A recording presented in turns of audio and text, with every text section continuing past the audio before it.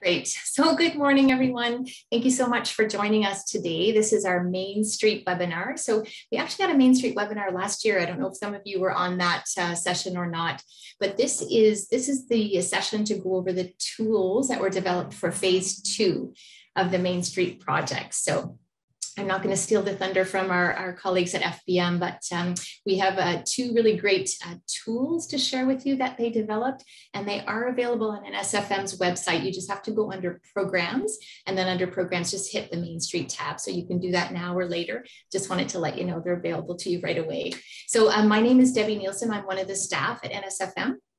I'm the Infrastructure and Sustainability Coordinator, and I have the good fortune of being your host today. And also with me from NSFM is Judy Weber. And Judy's on hand to admit people, and she hit record, which is important.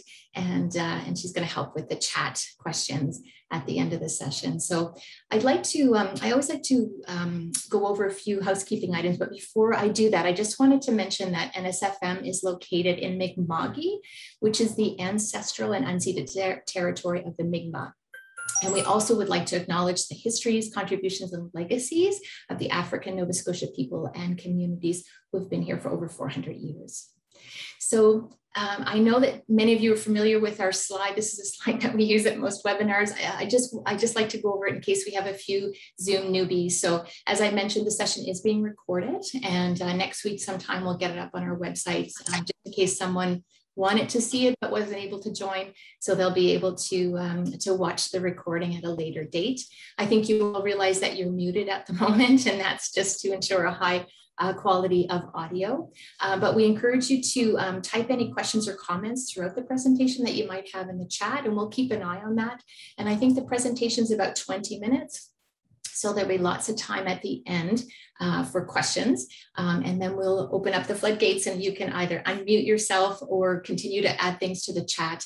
And we also have a little raise your hand, just for those people that may not be aware. You just go to reactions and click on it, and there's a little raise your hand tab. And whether we have the presentation still up on the screen, we may not see you if you wave your hand in your actual hand, but you can just unmute yourself and shout out, and we'll be sure to answer any questions you may have. I'm just going to go to my next screen. Oh, I went too far. Oh, no, I didn't go too far. Sorry. Just before I introduce our presenters from FBM, I just wanted to give a shout out to our contributors, of whom there are many, as you can see on this slide. So I'm not going to read it. So maybe just take a minute while I'm chatting to see your name there, hopefully, or your organization. So the project was undertaken by the staff at FBM. So they did all of the heavy lifting, and this is really their work. But I also like to give a shout out. It was done in partnership with NSFM's AT committee. And we do have some of our AT committee members on this call today. So that's a committee of NSFM that's been around for over, I think, 12 years now. I'm the staff lead on that committee. And I just want to assure you that there's lots of dedicated municipal folks, both elected and staff. We've got our representatives from some of our provincial departments and some nonprofits, and all of these people come together from the organizations and work very hard on your behalf to make AT, to move it forward in our community. So just a shout out to our AT group. This project was made possible from a Connect 2 grant through the Department of Public Works. So we're grateful for that. And then if you can just read the remainder of the screen of all our contributors. And I know that Brianna and David from FBM will flash the logos at the end. So we'll give another shout out to our contributors throughout this session. So without further ado, today from FBM, Fowler, Bald and Mitchell Planning Studio, we have Brianna Maxwell, who's a planner, and also David Patterson. And I think it's fair to say they've been the lead staff on this project, and they've done some really great work. I'm not sure if I mentioned, this is phase 2 of a project, and we're hoping for a phase 3, but that's to be determined. And again, I won't steal from Brianna and David's thunder. I think they may mention that throughout the session. So welcome to Brianna and David and everyone here today. And I'm just going to stop sharing my screen, and we're just going to do the transition and pass it over to Brianna and David to take it from here. So just give them a couple minutes to fire up their screen and to unmute themselves too. Yes. Hi, Debbie. Thank you. Debbie, I was wondering, did we have a poll that we wanted to ask participants? We do. Yes. So I'm wondering if we want to just introduce that. If you click on the poll button at the bottom, there's a question 1 is just to get a sense of where people are from. And question 2 is on the type of organization that you're here representing. So please do take a moment to fill out that poll so we have a bit of a sense of who's in the room, the virtual room as it is. And I will just share my screen here, and maybe in a couple of minutes we'll go back to that poll and see what the results are. Remind me if I forget that. And David, just so you know, I have to launch each poll individually. I'm not sure if there's a different way to do that. So we'll do the location, and then we'll end it, and then we'll pop up the sector poll if that's okay. Of course. So thank you very much, Debbie, for that great introduction. Like you said, this is something that we've been really excited to work with. My name's David. I'm a planner with FBM. I've been here at FBM since 2018. And working with Brianna as well as our colleague Karen Hunt on this project really since 2018. Sorry, since 2019, late 2019. And I'll give actually just this introduction, a brief introduction to our firm. FBM's more so actually known for its architectural work. We've been in business for 104 years with an office in downtown Halifax. And so about 90% of the firm is dedicated to architectural work. But we did, really in keeping with our credo of people-driven design, we opened a planning studio in 2018. And our sort of planning pillars are on the right side of the screen. So we talk a lot about planning and policy. We do a lot of engaging communities work. And we have a special focus on economic opportunities and market analysis. And that's actually one of the avenues that really brought us towards thinking about main streets in the province. We really recognized that there was a rejuvenization happening, looking at small community main streets throughout the province. And we really wanted to get involved and bring our expertise, some of our expertise from across the country to bear in Nova Scotia. And that brought us to the Connect 2 grant, and then working with the Active Transportation Committee on this particular project. So a lot of our approach to main streets was actually focused on that local economic development piece and the placemaking piece. But then, of course, the Active Transportation Committee and the Connect 2 grant really brought the focus into active transportation, accessibility, and safety. And we think that the overall work that we've done really combines that collaboration of all these groups that I won't really get into in too much detail, but many of you, I think, are here, as I saw on the list of participants. We've had some great input throughout from members of the Active Transportation Committee.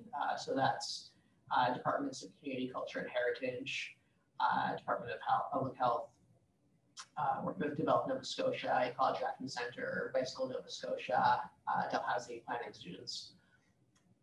And also, I think a shout out as well to our participation with what has been the Department of Transportation and Active Transit, recently renamed Public Works with the new government. But it's been a really great collaboration to work with the provincial engineers and staff to look at main streets in the context of the provincial highway network and how we can think about them differently in the future to really enhance communities while also serving that transportation backbone. Sorry to interrupt, David. There might be a good opportunity to look back at the poll. Oh, sure. Thanks for that. Do we have a poll? Sorry. Yeah. So. David, are you able to see the poll? It's up on my screen. I am. Yeah. Sorry. Yeah. Sort of alt tab something here.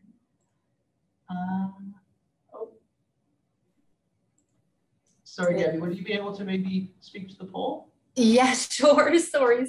Yeah, so it looks like right now, I think we have 29 participants on the call. We have 1 person from the Cape Breton Strait area, 3 from Colchester, Cumberland, Pictou, East Hants. The majority are from the South Shore HRM area. So that's about 11 participants. And then we divide this Southwestern Shore up. So we have 4 from there and 2 from the Valley region. Okay, great. Yeah. I guess we might as well launch poll part 2, which is asking about the organizations that people are coming from. Perfect. We'll do that. Just give me 2 seconds. So as Debbie mentioned, we are working through, we just completed the phase 2 of our project.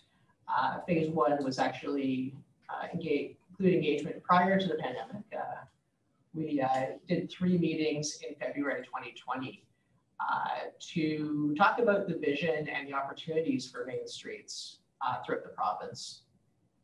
We held meetings in February 2020 with the communities of Elmsdale, Westville, and St. Peters in more of a traditional workshop format that was possible prior to the pandemic. And the product of that was the community workbook, which some of you might be familiar with. And we had the webinar on that last year as phase 1. Phase 2 was really a second grant through Connect 2, looking a little bit more in depth at how change can happen on main streets. And the product that we developed through this was what we're presenting today, the Main Street Area Assessment Tool or assessment method. And so when we met with community members in Canning and Hubbards and Northside CBRM, we were really trying to understand what are some of those initiatives that are coming forward, what kinds of challenges that people faced in the past, and what could be the kinds of tools that might be really needed to help communities with a bit of a self-help tool for Main Street improvements. So moving on to the next slide. Here we are. This was the vision that we developed as part of the community workbook. So that vision, and I think it's safe to say that I think every community would want to see these things on their Main Street area. That main streets represent distinct points of pride and sustainability, that they facilitate safe and comfortable movement of people of all ages and abilities, whether walking, cycling, driving, or using mobility devices. Thinking about the local economy, shops and services on Main Street are predominantly locally owned and clustered together to benefit each other on streets that are vibrant, human scaled, and express genuine local culture. And that the Main Street experience responds to local resident needs and attracts visitors and newcomers to explore, spend time, develop roots, and invest in the community. And that community workbook from June 2020 contained a number of general approaches that we can take, as well as principles and some policy directions for consideration. And then moving forward to that, the objectives for the current phase that we'll talk about predominantly today, we really revealed through a lot of that community engagement what are some of the objectives that the new tool can take. So one of the things that we really realized, and especially in Nova Scotia and the rural areas of Nova Scotia that have a fairly dispersed population of historic towns and villages and communities, is that it's really important to enable what we call the citizen planner. So that could be someone who doesn't have traditional training in planning, but is rather an advocate within the community. They might be municipal or provincial staff or councillor or mayor, could be business groups or could be community groups or nonprofits. So we wanted to make sure that the tool was really spoke to the needs of community actors using plain and accessible language. But at the same time as being plain and accessible, we wanted to make sure we also really expanded the conversation with this tool and provided maybe some new ideas that haven't been part of the conversation just yet. We wanted to make sure that the tool wasn't a one-size-fits-all solution. We really realized every community, there's as many types of communities as there are communities in Nova Scotia. And it's really up to community members to determine where their focus may be, where their strengths or where their weaknesses may be. So we want to develop a tool that can relate to either ambitious or modest goals or wide-ranging or focused goals. We've suggested that when communities look at their main streets, they focus on a distinct Main Street area of about 1 kilometer distance is about the sweet spot for a focused area.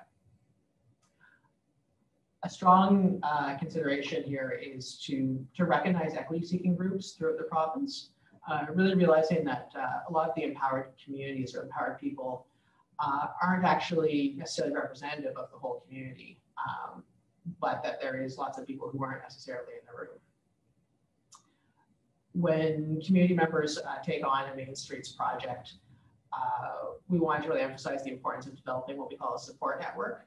So that would be the municipal and provincial staff, funding avenues, residents groups, businesses and property owners that can really support that project to come to fruition.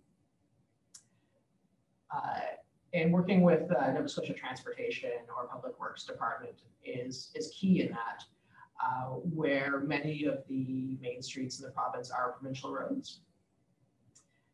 And finally, it's important to be relevant for small Nova Scotia communities. A lot of the work that we do as planners is looking to San Francisco or Seattle or Toronto, but that's not necessarily the relevant context for villages and communities in the province. And so we're really looking for things that are strategic and tactical that can happen in a more rural or small town context. Sorry, I think we just finished the poll, didn't we? And I saw the poll come up. I can't see the poll until it's here. Yeah, we did. Sorry, okay, Dave. okay. Oh no, I see it now. Yeah, I'm not very good at polling. Can you still see it? It's about 90% public representation and 10% from the community nonprofit. Sorry if it was in the way of your screen. Yeah. But no, I found it. That's great. Okay, great. Thank you.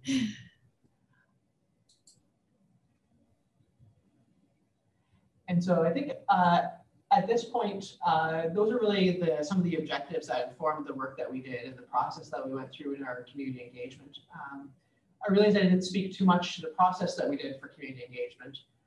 We really adapted that to each community kind of based on the pandemic restrictions and the local networks that we were really tuned into. So we, when we worked in the Hubbards community, for example, there was already an ongoing effort through the Hubbard Streetscape Committee to establish a streetscaping plan. So we worked with that community and they really led the process with online workshops and surveys, as well as some pop-up events. In Canning, we were able to hold an open house with physical distancing and masking in place. And then in the Cape Breton Regional Municipality, we work with Northside Rising, which operates in North Sydney and Sydney Mines. And we actually held a Zoom session with them. One of the great things about that session was we held an evening session and were able to bring in a lot of community members that might not have been able to make it to an in-person event. So we did have moms with kids who were able to attend. And part of what we worked on with Northside Rising was providing an honorarium to underrepresented communities. So I think it was about $20 an hour or about $30 for the meeting that we provided as an honorarium. And that actually really helped to bring in a wider group of people to attend that event. So I just maybe suggest that as something to consider in the future as we try and get a more diverse cross-section of representation at our events. But at this point, I'd like to pass it over to Brianna to speak towards the assessment method companion documents. Sure. So hello, everybody. So as David said, these documents were created based on a lot of research and community engagement. And something that we heard through this process was that to make this as accessible as possible, it would be great if they were two separate documents. So one, the conversation guide and ideas book. This is really the guide for how you actually look at your Main Street. And then the worksheets are actually the thing that you take with you as you're exploring Main Street, as you're working with your core group to really do this assessment and customize it to your specific context. So when you're actually using this, you have these two documents side by side. And for the actual 6 steps of this process, which I'll explain in a minute, you're looking at the conversation guide for the instructions, and then you're filling it out in the worksheet. So it's kind of like a side-by-side process. So the 6 different steps that we've created involve really preparing to go through the assessment process and understanding your Main Street. And I'm going to go into these in a little bit more detail in a minute. But once you do that preparation work, then you can really bring your findings to the community, and then from that, set your goals. And there's also the Main Street Ideas book, which provides a bit more information about each of the Main Street concepts we discuss. So this is really an overview of how this whole process works. You can really start anywhere and return to this. That's why it's sort of a cyclical process instead of more of a linear process. So what we've done in the conversation guide is we've given a number of example sheets. So these are meant to help guide you in actually filling out the worksheets. So step one, you're really getting your core group together. So you're looking at what motivates us as a group, what is really our vision for Main Streets, what are we looking to achieve? And then you're starting to identify who else in your community can really support you as you continue to develop your Main Street network and research what's happening in your community. So as you can see on this example sheet, our example core group is myself, David, and Kieran. And we all lived near Main Street. We've volunteered together before. We care about vehicles on Main Street, specifically because we want it to be meant for pedestrians. We want safe routes to school, and we want our community to welcome visitors. You don't have to have three things, but the idea is you're kind of trying to create common ground here. So that way you can continue to move forward as a group. Then in step two, we're really looking at where is your Main Street area? What does it include? So really it's a mapping exercise where we're looking at where is your Main Street, what is there, and then looking at any other important elements along Main Street. Step three is where we really bring in the other perspectives. So we try and recognize that, just because there's the three of us in the room, that doesn't mean we're representing the entire community. So these three exercises, and again, you don't have to do every single worksheet, but you can if you wish. These three exercises really encourage you to bring other perspectives into the conversation. So we have a Photovoice exercise, which involves taking photos of Main Street. We have an Imagine Yourself As exercise, and then mapping experiences on Main Street. So really trying to bring in that equity piece, and just really recognizing Main Street means different things for different people, and especially when it comes to mapping that some people are going to different areas than others. They might take different routes. They might experience different barriers. So this is really meant to deepen these conversations that you're having. So all of this is really meant to provide you a really strong foundation for going into step four. So step four is really the meat of this document, or the veggie burger if you're a vegetarian. So it's about identifying issues and opportunities to focus on. So we have 16 different elements of Main Streets, which again, I'll get to that in a minute. But for each of those, we have a series of questions.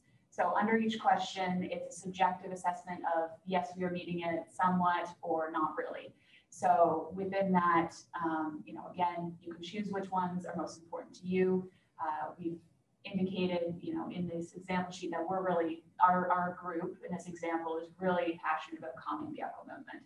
And we've made some notes about maybe some areas specifically we might want to focus on. But what we've also provided in the assessment method is a way to dig deeper. So these questions are really, starting this conversation and really trying to engage people in this. But we also recognize that Main Streets are really complex. There's, in this example here, we have 16 different elements represented in one image on Main Streets. And so what we've done is we've actually provided an ideas book. So the ideas book has a wealth of information that is meant to be meant to help put everybody on the same page about what sense of arrival really means, what calming vehicle movement really means, and how you might actually be able to do that in your community. So it's really a jumping off point for further exploration. So we've included that as an example under step 4 here, but it is at the end of the conversation guide, so it's accessible anytime throughout this process. So the end of step 4 is really reflecting on the conversations you've had. As you can see in this example, this group didn't do every single worksheet, and they didn't do every single one of the 16 topics, and that's completely okay.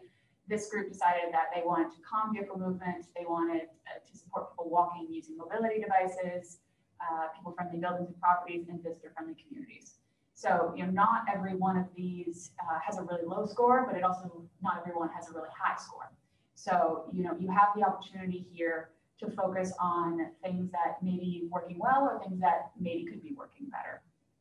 So the idea at the end of step 4 is that you kind of know where you want to go with this, you have some information, but now you need to bring it to the community. So step 5 is all about having these community conversations. So you're choosing an engagement method. We provided a set of engagement tip sheets, so you can consider, is a survey better for us? Is an in-person meeting better for us? And choosing what you actually want to bring to the community. And then we actually guide citizen planners and whoever else is using this and actually how to plan and host a community conversation.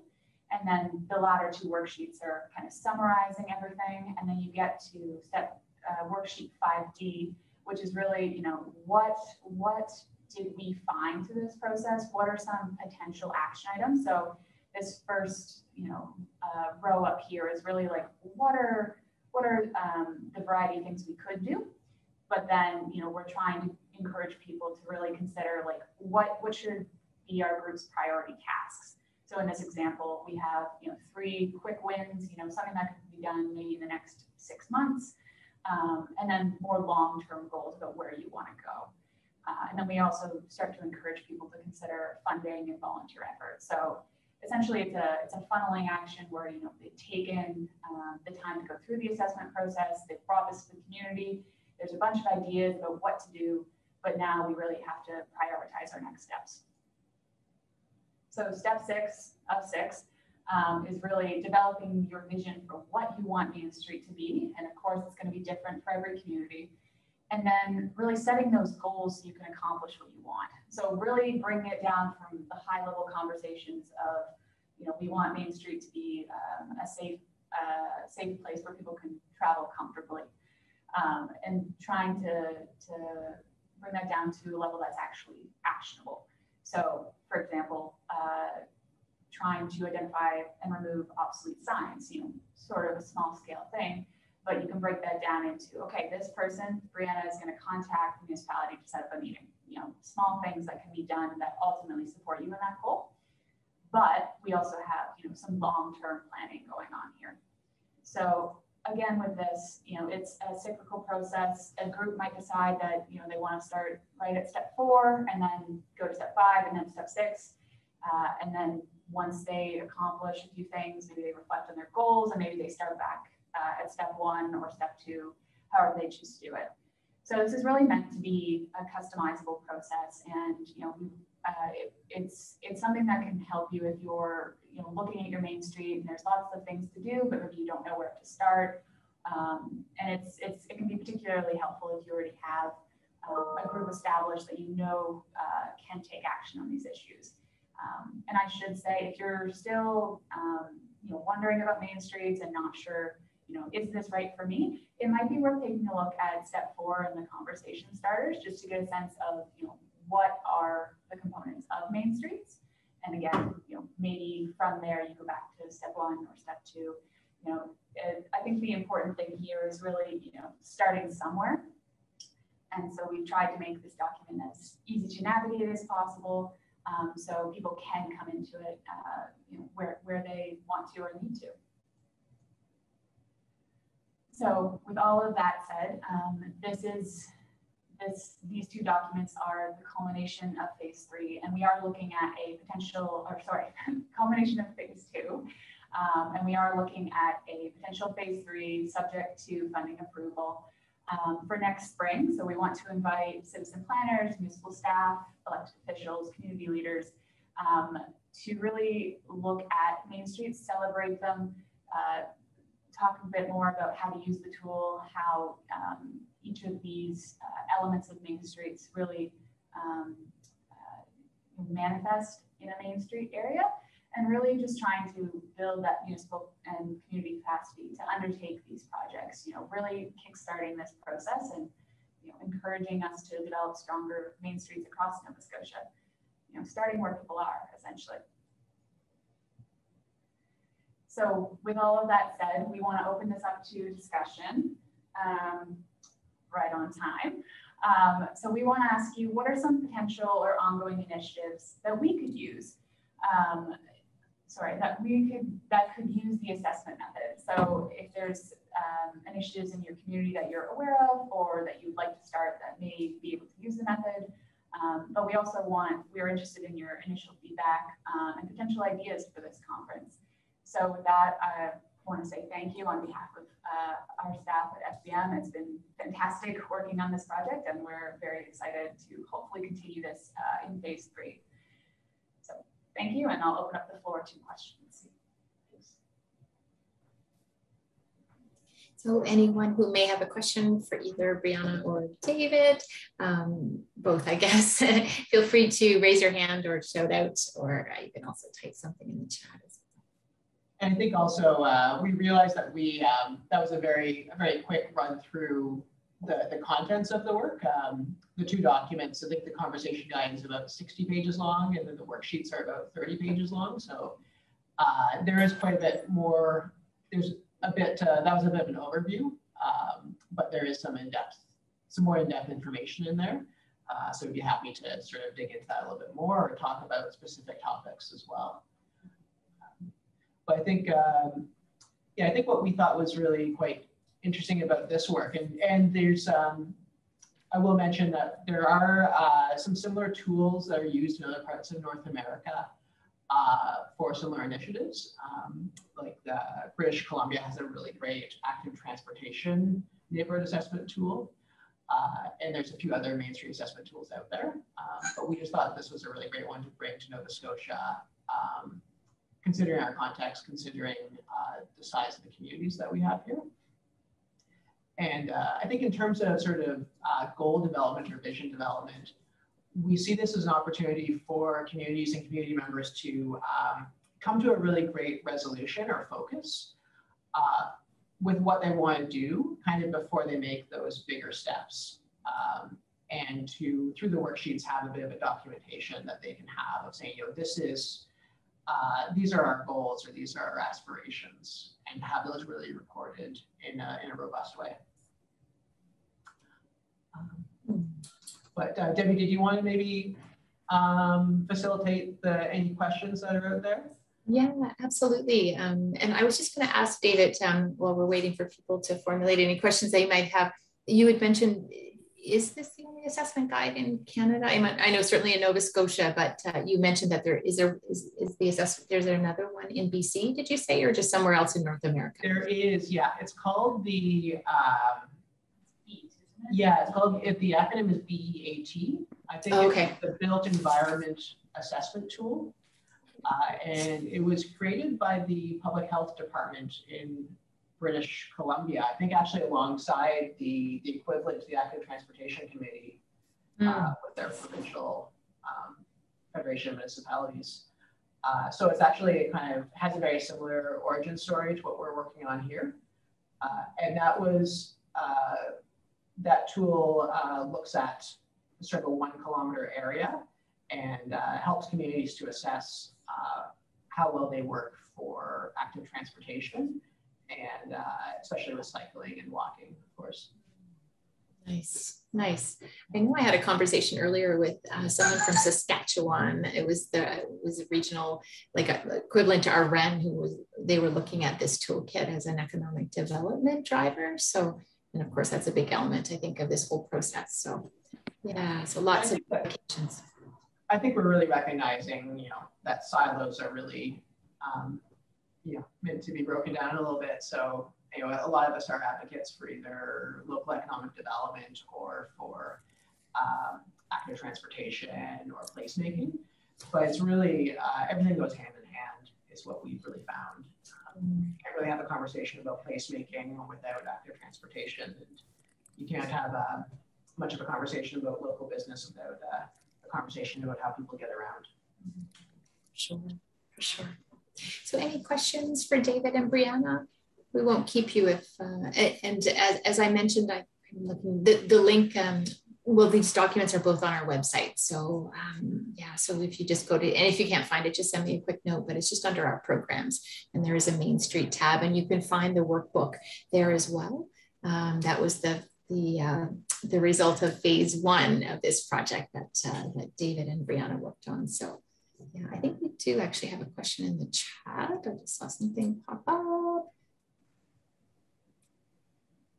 Oh, nice. Okay, great. Thanks, Allison. Yeah, Allison from BNS is just commenting that she would definitely be interested in presenting on transportation infrastructure at a conference in phase 3 if it goes forward. So thank you for that, Allison. We'll take you up on that. On a similar note, is there anybody out there that has any ideas about what we should have at the conference, like things that maybe you want to get more detail on? I know we provided a really quick overview of the many things that make up Main Streets, but just curious if there's anything specifically people are interested in.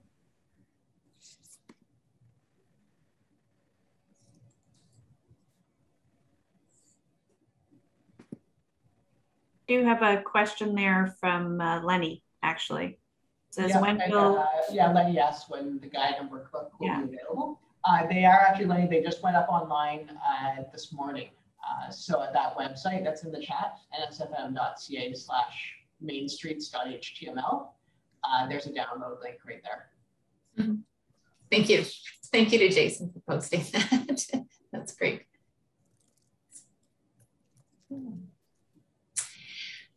The last call, anyone have any questions? Or maybe David and Brianna covered it all, and we won't keep you if there aren't any questions. I just also wanted to mention that I think it's Brianna that's going to be at our virtual fall conference, just giving a really high level overview of the Main Street Initiative as part of our short snapper session. So that will be on November 3rd. Actually, I'm not sure if the session's November 3rd or November 4th, Jude, you can nod. November 3rd, yeah. Yeah, so it's just a 10-minute overview for, I think, which would be nice for more of our elected officials at that session. So yeah, so we'll get to talk about, they'll get to talk about this again very briefly. So, well, if there aren't any further questions, I'm not seeing anything in the chat and I don't see any hands raised. I wanted to say thank you to everyone for attending today, for taking time out of your busy schedules. Thank you very much to Brianna and David and the whole team at FBM for all their work on this important project. And yeah, we hope we're keeping our fingers crossed that we'll be successful for phase 3, and we'll definitely keep you updated on that. And yeah, if in the meantime you have any questions specific to the workbook, you can send me a note, and I can also always pass it along to the team at FBM. And again, if you have any trouble finding the workbooks, just send me a little note. But you just have to follow the link that Jason shared with us. So last call for final questions, or will we sign off and people can get on with their Wednesday? Yeah, I think we'd like to really just make sure that people know about this tool that's out there, and if there's communities or community groups that you think would benefit, please spread it out. And yeah, we look forward to reconnecting in the future.